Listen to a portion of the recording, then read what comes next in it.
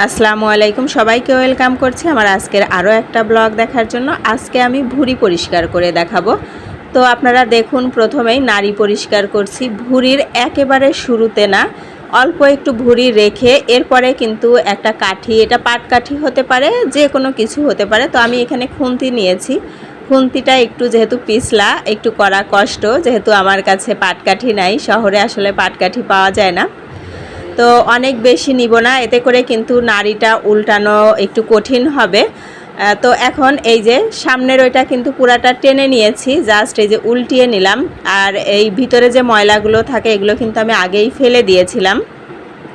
তো এখন উল্টিয়ে নিলাম, মানে কতটা ইজি আপনারা দেখেই বুঝতে পারলেন।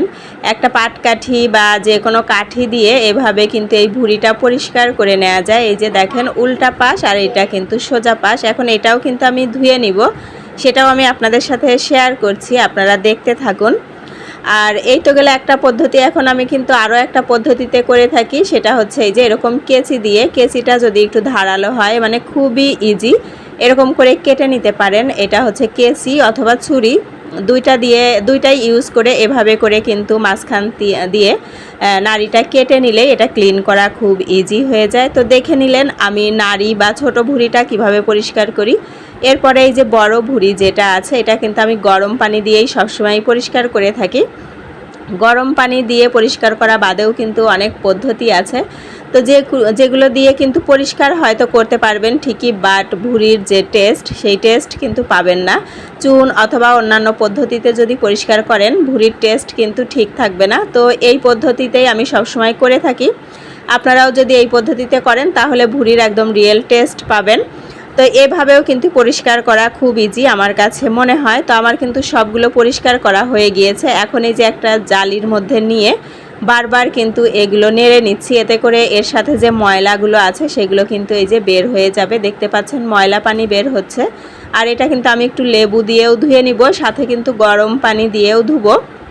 কয়েকবার গরম পানি দিয়ে খোলাবো, ঠান্ডা পানি দিয়ে খোলাবো, যতক্ষণ না পরিষ্কার পানি বের হয়। মানে ভুঁড়ি খেতে যেমন মজা, পরিষ্কার করতে কিন্তু একটু কষ্ট, বাট আমি যে পদ্ধতিগুলো দেখালাম খুবই কিন্তু ইজি। অল্প সময়েই কিন্তু ভুঁড়িগুলো পরিষ্কার করে নেওয়া যায়। আপনারা দেখতে পাচ্ছেন আমার এটা কিন্তু এখন চকচক করছে। এই যে আমার কিন্তু পানিটাও কিন্তু এখন পরিষ্কার বের হয়েছে। তো এটা তো ধুয়ে নিলাম। এখন কিন্তু এই যে আমি এটা জাল করব, সরাসরি ফ্রিজে রাখবো না। যদি ফ্রিজে রাখতে চাই আর যদি সাথে সাথে রান্না করতে চাই তাহলেও আমি সবসময় এভাবে করে থাকি। একটু লবণ আর হচ্ছে একটু হলুদ দিব, এর মধ্যে কিন্তু কোনো প্রকার পানি দিব না। একটু লবণ আর হলুদ দিয়েই কিন্তু জালে বসিয়ে দিব। এতে করে ভুঁড়ি থেকে কিন্তু অনেক পানি বের হয়, কোনো রকম পানি দেওয়ার প্রয়োজন নাই। পানি না দিয়েই যে পানিটা বের হবে ওইটাই কিন্তু শুকাতে সময় লাগে। তো আমি আর কিন্তু পানি শুকাবো না, আপনারা দেখলেই হয়তো বুঝতে পারবেন। জাস্ট জাল করব। এখানে কুক হওয়ার কিছু নাই, যেন পরবর্তীতে রান্নার সময় এটা কাটতে সুবিধা হয়, সেই জন্য। না হলে কাঁচাটা কাটতে গেলে হয়তো একটু অসুবিধা হয়, এই জন্য আমি সবসময় এভাবে করে থাকি। যে জাল করে নিয়েছি, এরপরে কিন্তু আমি কেটে রান্না করব।